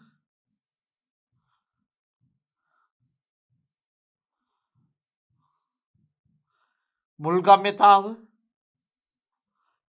බෙදීම 100යි. බෙදීම කාලය කියලා. එතකොට මේකේ පසු ගම්‍යතාව වෙනවා 804ද 800යි. ආරම්භයේ ගම්‍යතාව 0යි. මේ වැඩේට ගත වෙච්ච කාලය තප්පර 20යි. 20යි. මට මේක ලියන්න පුළුවන් kg ms ඍණ 1යි. මේක උඩට යනවා F සමානයි 800 බෙදීම 20. එතන දෙවරක් 40යි kg ms ඍණ 2 එහෙම නැත්නම් නිව්ටන් කියලා කෙටියෙන් ලියන්න පුළුවන් යොතන බලය. මේ වැඩේට යොතන බලය පුතේ අපිට නිව්ටන් 20ක් කියලා නිව්ටන් 40ක් කියලා කියන්න පුළුවන්. හොඳයි එහෙනම් අපි ඊළඟ කොටස වෙත යමු. A හා B අතර දුර 20යි මීටර නම් ඉහත ක්‍රියාවලියේදී සිදු කරන ලද කාර්ය ප්‍රමාණය. කාර්ය සමානයි බලය වැඩි කිරීම විස්ථාපනය. කාර්ය සමානයි බලය වැඩි කිරීම විස්ථාපනය. මේකෙදී බලය ආව අපිට 40යි නිව්ටන් විස්ථාපනයේ තියෙනවා 20යි මීටර 4 8.2යි නිව්ටන් මීටර 4 8.2යි නිව්ටන් මීටර කාර්ය. එතකොට අපිට මේක ලියන්න පුළුවන් 800යි ජූල් කියලා කියන්නත් පුළුවන්. දැන් දරුවනේ මම මෙන්න මේ ගණනය කිරීම ටික කරලා පෙන්නුවේ අපිට මේ වස්තුව විතරක් සලකලා. හරි? හැබැයි මතක තියාගන්න මෙතනදී මම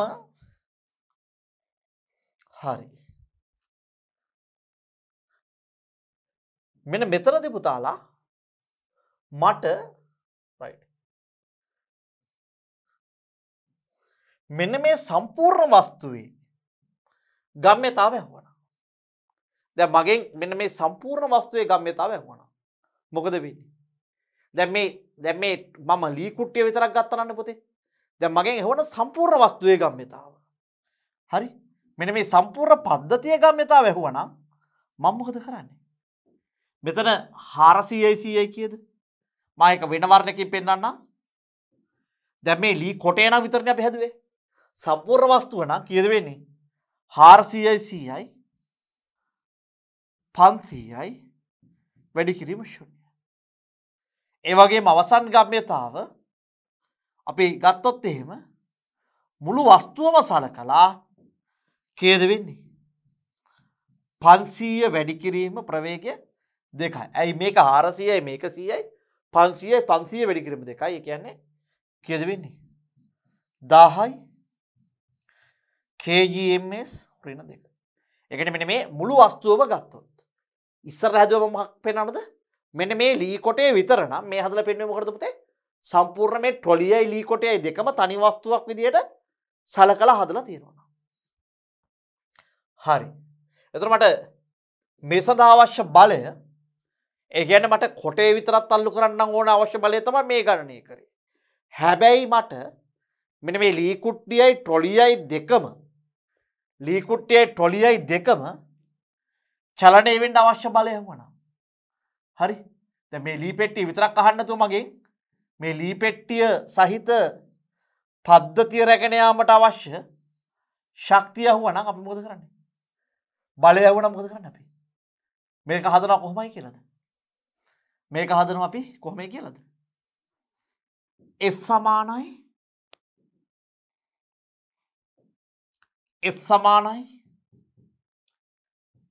අවසාන ගම්‍යතාව 10යි ආරම්භ ගම්‍යතාව 0යි බෙදීම 20. ඒ කියන්නේ කීයද වෙන්නේ? බිඳුවට බිඳුව 50යි නිව්ටන්. එතකොට AB දුර අතර කොටේ විතරක් යන්න නම් මෙන්න මෙච්චර ජූල් ප්‍රමාණයක් ඕනේ. හැබැයි කොටේ සහිත ට්‍රොලිය යන්න නම් පුතේ මොකද වෙන්න ඕනේ? කොටේ සහිත ට්‍රොලිය ගමන් කරන්න නම් අපිට අවශ්‍ය වෙන කොච්චර බලයක්ද? ඔව් කොටේ සහිත ට්‍රොලිය යන්න නම් බලය 50යි විස්ථාපනයේ 20යි කියන්නේ බලය 50යි 20යි කියන්නේ 10යි ජූල් එහෙම නැත්නම් 1යි කිලෝ ජූල් අවශ්‍ය වෙන කාර්යයට. මේක නිව්ටන් මීටර වලින් තියන්න පුළුවන්. ඉදිරියට යන්න. රූපයේ පෙන්වා ඇති පරිදි ස්කන්ධය 20000ක් වන දොඹකරයක් මගින් ලී පෙට්ටිය ඔසවනු ලැබේ. දොඹකරයේ PR භාවයේ ධූමයේ ස්කන්ධය කිලෝග්‍රෑම් 200ක් වේ. දොඹකරයේ සහ PR බාහුවේ බර ක්‍රියා කරන ලක්ෂයන් පිළිවෙලින් S හා Q වේ. Q යනු PR මධ්‍ය ලක්ෂය වේ. ලී පෙට්ටිය රැගත් PD ලෙස ලකුණු කර ඇති සිරස් කේබල් කොටස P හිදී සම්බන්ධ කර ඇති සුබට කප්පියක් මතින් ගමන් කර ඇත. මෙම කේබලයේ අනිත් කෙළවර මෝටරයක් හා සම්බන්ධ සිලින්ඩරයක් වටා ඔතා ඇත. සිලින්ඩරේ කැරකවීම මගින් ලී පෙට්ටිය එසවිය හැකිය. හරි. අපි බලමු මෙන්න මේ රූපය වෙත. දැන් මම මේ රූපය ගත්තොත් මම මේ රූපය බලන්න. දැන් මෙතන තියෙනවා මෙන්න මේ දොඹකරයේ තියෙනවා මේ S ගේ මෙයාගේ බර ක්‍රියාත්මක වෙනවා. එතකොට Q කියන්නේ මෙන්න මෙයාගේ මධ්‍ය ලක්ෂය, P කියන්නේ මෙතන තියෙන භාරය යොදලා තියෙන තැන. හරි. එතකොට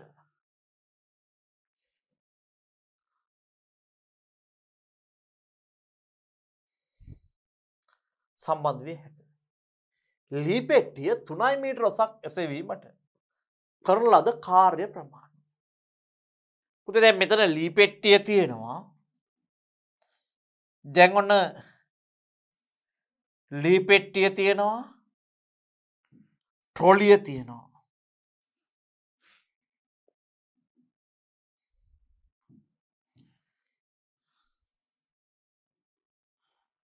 ට්‍රොලිය තියෙනවා.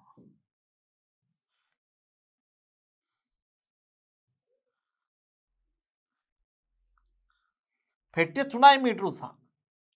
ඒ කියන්නේ 3 මීටර උස කියලා කියන්නේ පුතේ මේ ගුරුත්ව කේන්ද්‍රය මේ පිහිටීමේ ඉඳලා ගුරුත්ව කේන්ද්‍රය 3කට එස වෙන්න. ඒ කියන්නේ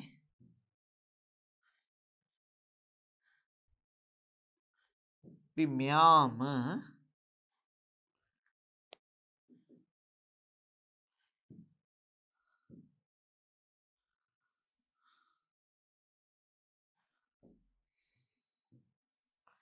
එස වෙනවා මීටර 3කට. හැබැයි එස වෙන්නේ සම්පූර්ණයෙන්ම නෙමෙයි ට්‍රොලියයි ලී කුට්ටියයි දෙකම නෙවෙයි.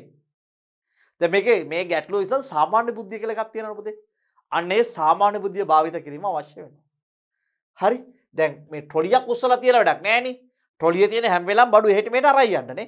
එහෙනම් මේ ලී කුට්ටිය තමයි මට මොකද වෙන්න ඕනේ? උස්සන්න ඕනේ. එවනම් මේ ලී කුට්ටියේ ස්කන්ධය 400යි කිලෝග්‍රෑම්. මේ ලී කුට්ටිය තමයි මෙතනට උස්සන්න ඕනේ. මෙයාගේ උස 3 මීටර වෙනවා. මෙයාගේ උස මීටර 3ක් වෙනවා. එවනම් mgh දැන් මේ වැඩේදී කරන ලද කාර්ය අතර මෙන්න මෙයාගේ ශක්තිය විභවයක් බවට පත් කිරීම තමයි කරලා තියෙන්නේ. අපි දන්නවා කාර්යශා ශක්තිය බොහෝසෙන් සමානයි. මෙන්න මෙතනදී කරපු කාර්යය මොකද්ද? විභව ශක්තිය වැඩි කිරීමේ කාර්යය. මෙතනදී මේ දොඹකරේ කරපු කාර්යය මොකද්ද පුතේ? විභව ශක්තිය වැඩි කිරීමේ කාර්යය. එවනම් මෙයා විභව ශක්තිය වැඩි කරා mgh ප්‍රමාණයකින්. m කියන්නේ 400යි. g කියන්නේ 10යි. h කියන්නේ 3යි. 3 වරක් 4 12යි 1යි 2යි 3යි. ජූල් 1012යි ජූල්. m ගගේ 400යි. g ගගේ 10යි h කියන්නේ 3යි. mgh. හරි.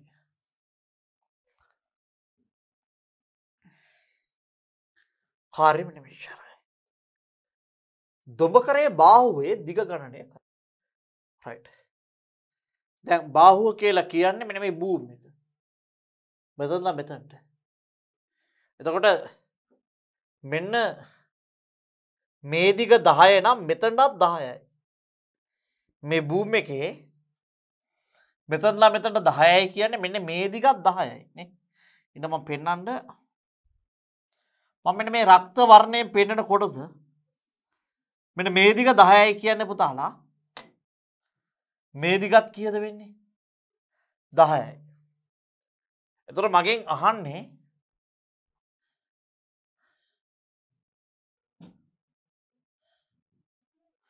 මෙන්න මේ නිල වර්ණයෙන් පෙන්නන කොටස දිග මෙන්න මේ බාහුවේ දිග. එතකොට මෙන්න මේ කෝණේ අංශක 60යි නම් මෙන්න මේ රතු කොටස 10 නම් බලමු වෙලා.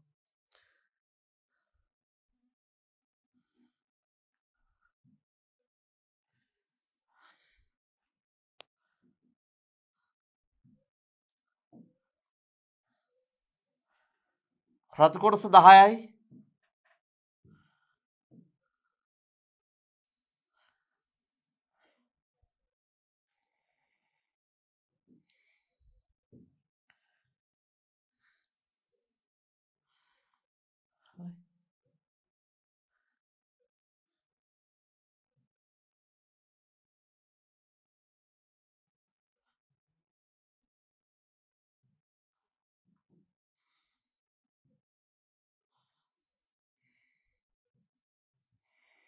මේක 60යි මේක 10යි මීටර. මෙන්න මේ බූම් එකේ දිග එහෙම නැත්නම් මෙන්න මේ බාහුවේ දිග අපි x කියලා කියනවා. මෙන්න මේ දිගේ අපි x කියලා කියනවා මේක 10යි මීටර කියලා කියනවා. එහෙමනම් මට පුළුවන් මේක x මේක 10යි නම් මෙන්න මේ දෙන්නා ගත්තොත් මෙයාගේ මෙන්න මේක සම්මුඛ පාදය. මේක බද්ධ පාදය. මේක කර්ණය. මේක සම්මුඛ පාදය බද්ධ පාදය මේක කර්ණය. එහෙනම් මට ලියන්න පුළුවන් බද්ධ පාදයේ කර්ණය අතර සම්බන්ධය අපි අහනවා සඳුන් සබන් කහ පාටයි, කොළඹ බල්ලෝ කළු පාටයි, ටැපික් සල්ලි බලෙන් ගත්තා. බද්ධපාදයේ කර්ණය. බද්ධපාදයේ කර්ණය සම්බන්ධ වෙන්නේ cos θ සමානයි බද්ධපාදයේ බෙදීම කර්ණය. මේකේ θ කෝණයේ අංශක 60යි. මේක ඍජු කෝණ ලෙස ගන්නවා. cos θ සමානයි බද්ධපාදයේ 10යි. කර්ණය අපි දන්නේ නැහැ x කියලා ගත්තොත් cos 60යි කියන්නේ sin 30ගේ භාගයයි. සමානයි 10 බෙදීම x. එන x සමානයි දෙවරක් 10 20 මීටර වෙනවා. අපිට මෙන්න මේ x ගියා ගේනවා කීයද වෙන්නේ? 20 මීටර වෙනවා. හරි. right. දොඹකරයේ බලය යොතා ඇති සිලින්ඩරේ අරය 50යි සෙන්ටිමීටර නම් වෙන්න ඕනේ. ඒක අපිට මීටර වෙන්න බෑ. අරය 0.5 මීටර කියලා ගමු අපි. අරය 0.5 මීටර නම් ලී පෙට්ටිය එසවීම සඳහා සිලින්ඩරේ මත යෙදිය යුතු ව්‍යාවර්තය කොපමණද? අපි දන්නවා ටෝ සමානයි Fr කියලා. එවනත් අපි දන්නවා ව්‍යාවර්තය ටෝ සමානයි I alpha කියලා. ටෝ සමානයි Fr එහෙම නැත්නම් ටෝ සමානයි I alpha කියලා. එතකොට මෙන්න මෙයාගේ දැන්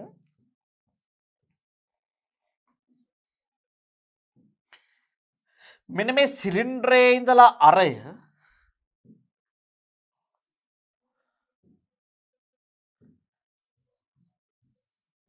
0.5 මීටර නම් මේක 0.5 මීටර නම් මෙන්න මෙයා මත යෙදෙනවා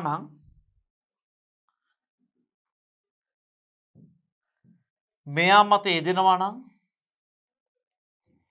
ආතති බලයක් T මේක R මෙන්න මේ ආතතිය තමයි බලය වෙන්නේ.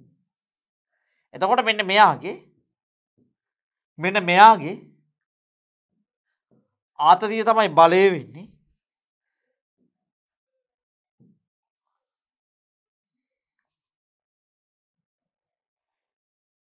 මෙයාගේ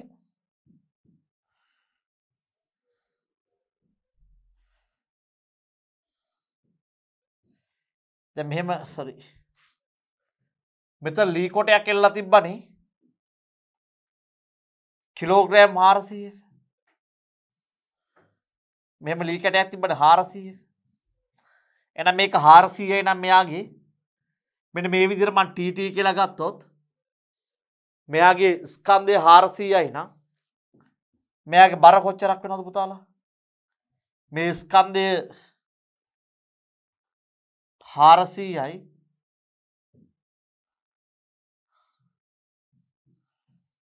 කිලෝග්‍රෑම් නම් බර කීයක් වෙනවද? ස්කන්ධය 400යි නම් බර වෙනවා 4000යි. එතකොට මම ස්කන්ධය 4000යි නම් බර ස්කන්ධය 400යි නම් බර 4000ක් වෙනවා. එතකොට මට මෙන්න මේ කොටස බල සමතුලිතතාවය සැලකුවොත් මට ලියන්න පුළුවන් මොකද්ද? T ඍණ 4000. මේක වස්තුව චලනය වෙන්නේ.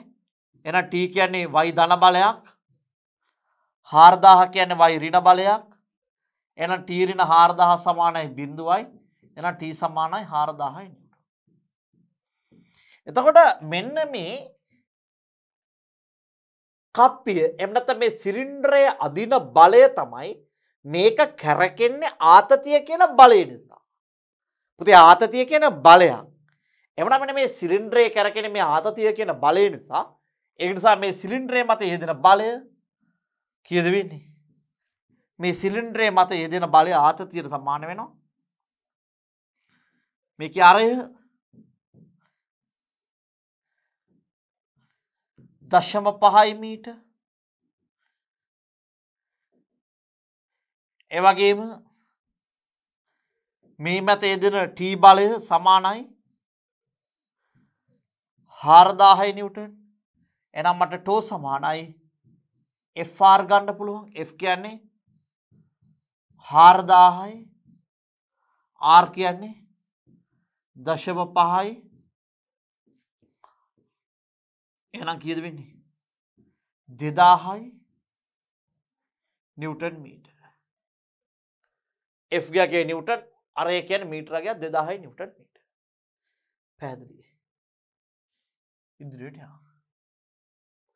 ලී පෙට්ටිය ඔසවා ඇති සිරස් කේබල් කොටසේ පේඩීහි ආතතිය කුමක්ද? පීඩීහි මෙන්න මේ පීඩීහි. ඉතින් මේකේ ස්කන්ධය බර 4000යි නම් මේකත් මොකද වෙන්න ඕනේ? නිව්ටන් 4000ම තමයි. බොරු ප්‍රශ්න. අපරාධේ අහන්න මේ වගේ ප්‍රශ්නයක් අහන්න නැත අපරාධේ. හරි. ඔසවන පෙට්ටියේ ස්කන්ධය එක්තරා සීමාවකට වඩා වැඩි වූ විට දොඹකරේ F අක්ෂය වටා පෙරලී යා හැකිය. මෙම සීමාව ගණනය කරන්න. F අක්ෂය වටා. මෙන්න මේ අක්ෂය වටේ පෙරලෙන්න. F අක්ෂය වටා කියන්නේ මෙන්න මේක. මෙන්න මේ ක්‍රේන් එක පෙරලෙන්න පුළුවන්. දරුවනේ මෙන්න මේ ගැටලුවේ ආසන්න සිද්ධාන්ත මා විසින් ඔබත් සමග සාකච්ඡා කරලා තියෙනවා DP education නාලිකාවේ බලය මේ දොඹකර ආශ්‍රිත ගැටලු කියලාම. එසා කරුණා කරලා ඔබ විසින් ඒ ගැටලු හා සම්බන්ධයෙන් දැන් මේක මම කියලා දෙන එක තේරුම් නැත්නම් ඔබ ඒ ටික බලන්න. මොකද එකම જાති ගන්න 4-5ක් හදලා තියෙනවා. දැන් මේ ප්‍රශ්න පත්‍ර සාකච්ඡාවකදී මට සිද්ධාන්ත ඔක්කොම කියලා දීලා මේක හදන්න ගියොත් පුතේ ටිකක් කල් යනවා වැඩි. හරි. දැන් මම මෙහෙම වස්තුවක් තියා ගන්නවා. right. වස්තුව මෙතන 3යි PQR.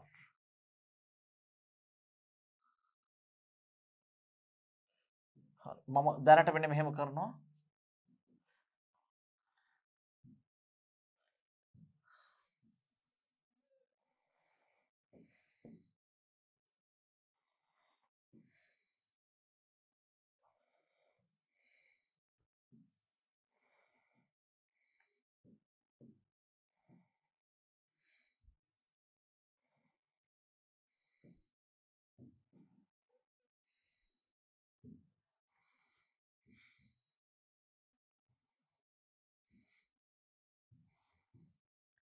QR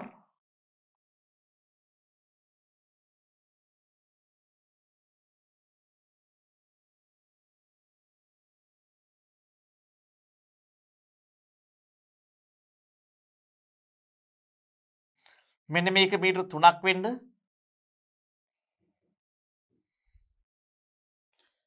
මට අනවශ්‍ය දේවල් මම කටුවට මෙන්න මෙහෙම අඳින්න. මෙන්න මේ වස්තුව තියෙනවා.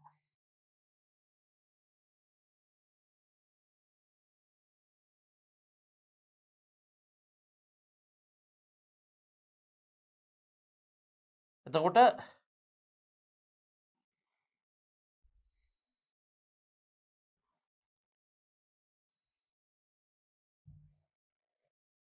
මෙන්න මේ බාහුව වටේ තව පෙරලෙන්න බලන්නේ.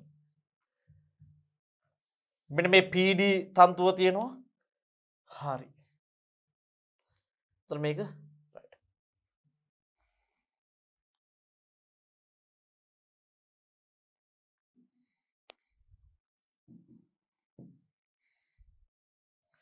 මෙන්න මෙහෙම තියෙනවා. මේක තමයි F. එතකොට දැන් මෙන්න මේකට මෙන්න මේ පැත්තෙන් පාත් වෙද්දි මෙයාට මෙහෙම ඉස්සෙන්න පුළුවන්. කොටින්ම කිව්වොත් මම පෙන්වන්න try කරන්නම්. මේක ගන්න අමාරුයි.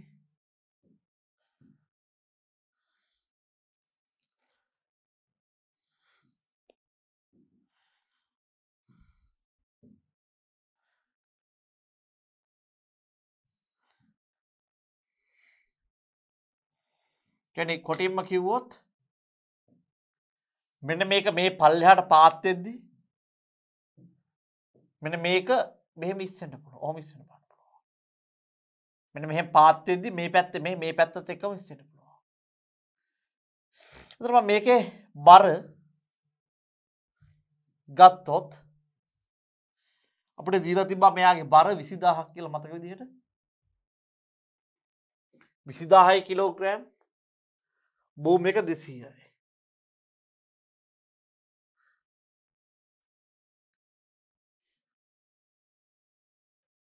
ඒ කියන්නේ මෙන්න මෙයාගේ බර කියන්නේ මෙන්න මේක ක්‍රියාත්මක වුණා 20000යි කියන්නේ මෙන්න මේ ස්කන්ධය මේක 20000යි නම් මේ බර වෙනවා ලක්ෂ 2ක්. මෙන්න මෙයාගේ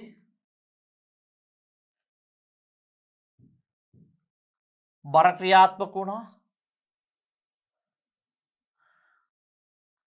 200යි කියන්නේ 2000යි නිව්ටන්.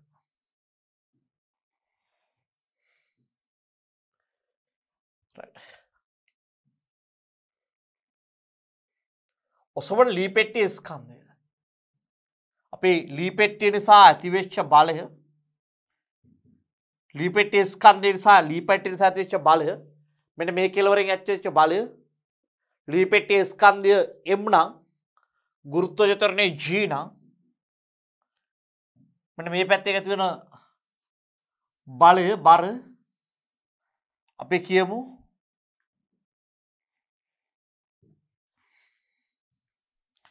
mg කියලා. මේ විදිහට තමයි දැන් බල ටික තියෙන්නේ. චුට්ටක් මම මෙන්න මේ අගයන් දෙක උස්සන්නම් ඈ.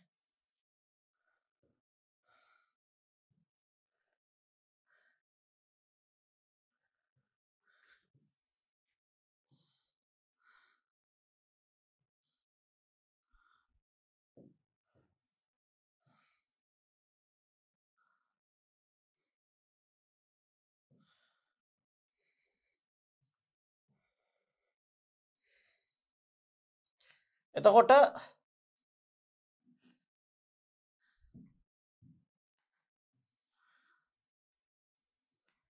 මෙන්න මේ කෝණය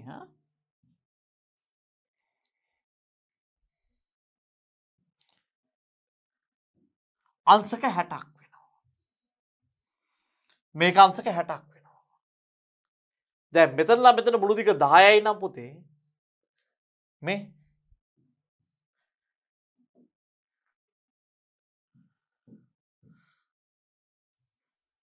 මේ දිග වෙන්නේ 5 මීටර්. මේ දිග වෙන්නේ කොච්චරද?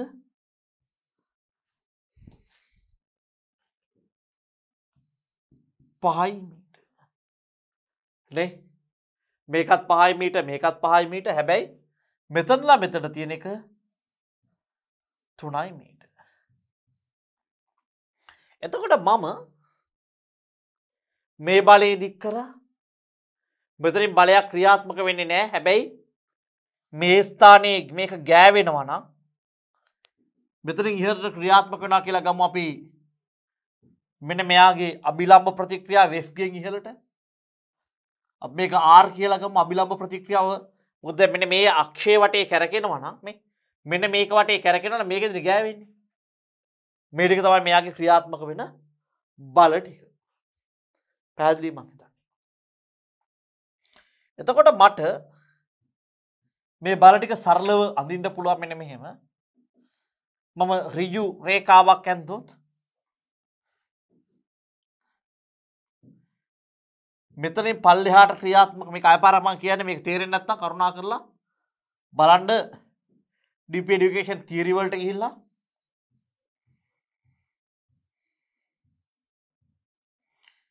මෙතන මීටර 3යි. එතකොට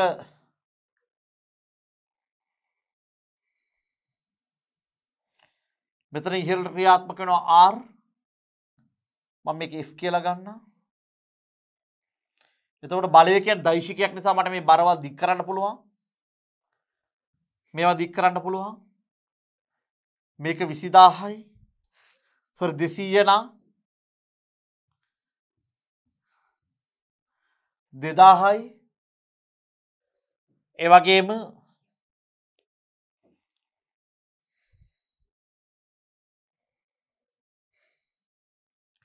දෙදාහයි මේක අපි MJ කියලා ගන්නවා. මම මෙන්න මේ ලක්ෂ්‍ය වටේ තමයි ගූර්ණ ගන්න බලාපොරොත්තු වෙන්නේ. නොදන්න රාශීන් වැඩිම කෙනා දැන් මට මෙයා අහෝසි වෙනවා මේ ලක්ෂ්‍ය වටේ ගූර්ණ ගත්තොත්. මේ වටේ ගූර්ණ ගත්තොත් පුතා මෙතනින් ගූර්ණ ගත්තොත් මෙයාව අහෝසි වෙනවා. එහෙමනම් අපි මේ දුරයි ගත්තොත් මෙතන 5 මීටර මෙතනලා මෙතනට මුළු දිග 10 මීටර. අය චුට්ටක් මම බලන්න ඩයග්‍රෑම් එක කොහොමදත් කිසි ප්‍රශ්නයක් නැහැ. හරි. එවනම් අපි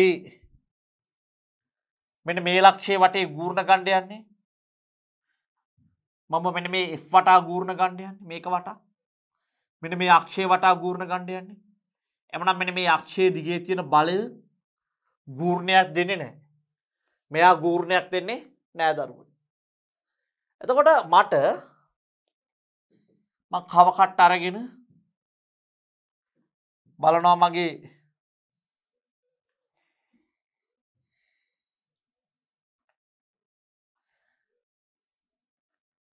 මෙහෙම තියෙන්නේ. මෙන්න මේ අතර මෙයා ක්‍රියාත්මක වෙනවා. මෙන්න මේ 2000 නිසා මම මේ ගූර්ණ ගන්න ලක්ෂ්‍යය මේ කවකට තුඩ තිබ්බා. මේක නිසා කරගෙන මේ පැත්තට. ඒ කියන්නේ ඔරලෝසු කට්ට පැත්තට G ධනාගය. ඒ වගේම මෙන්න මේ ඊතලයේ පල්ලෙහාට තියෙන මේ අතර ක්‍රියාත්මක වෙන්නේ.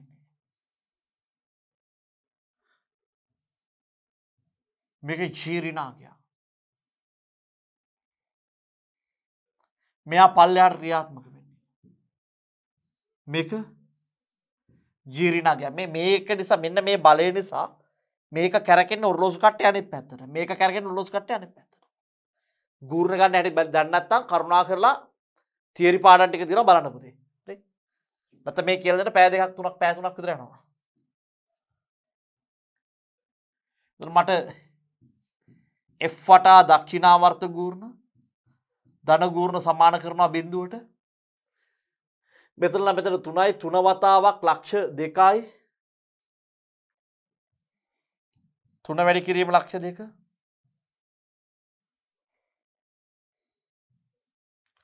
ලක්ෂ 2 හරින 5 වතාවක් 2000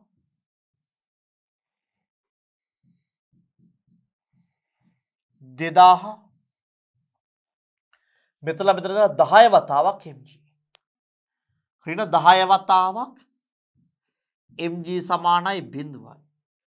මෙතනලා මෙතන තියෙන මුළු දුර තමයි ගන්න.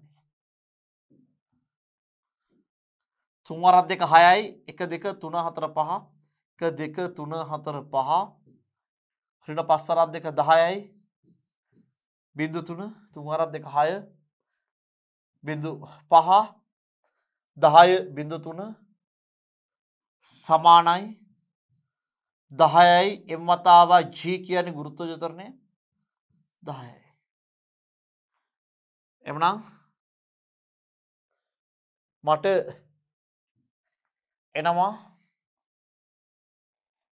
බිඳුවයි බිඳුවයි බිඳුවයි බිඳුවේ බිඳුවයි බිඳුවේ බිඳුවක් බිඳුවයි බිඳුවේ බිඳුවක් බිඳුවයි බිඳුවේ බිඳුවක් බිඳුවයි 61ක් 59 සමානයි 100යි බිඳුවට බිඳුව බිඳුවට බිඳුව 5900යි කිලෝග්‍රෑම් සමානයි m.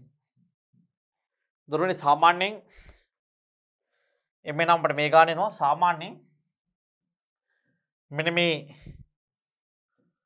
මේ පැත්ත මෙච්චර ගානක් වෙලා මෙන්න මේ බාහුව ස්කන්ධය සාමාන්‍ය කිලෝග්‍රෑම් 200ක් වගේ එන්න බෑ. සාමාන්‍ය මෙන්න මේක 2000ක් වගේ වුණොත් ප්‍රායෝගික මේක 2000ක් වගේ වුණොත් නිව්ටන් මෙන්න මෙච්චර ගානක් එනවා. ඒ වගේ තත්ත්වයක් ආවොත් එහෙම ඒ කියන්නේ ප්‍රායෝගික මෙන්න මේක 20000 නම් මේක අඩුම තරමේ 2000ක්වත් තියෙන්න ඕනේ. 10 එකක්වත් තියෙන්න ඕනේ. එහෙම වුණොත් එහෙම මේකේ ගණනය කිරීම සාමාන්‍යයෙන් දල විදියට අපි මේ අගයට ගියොත් එහෙම එමුණොත් මෙන්න මේක වෙනවා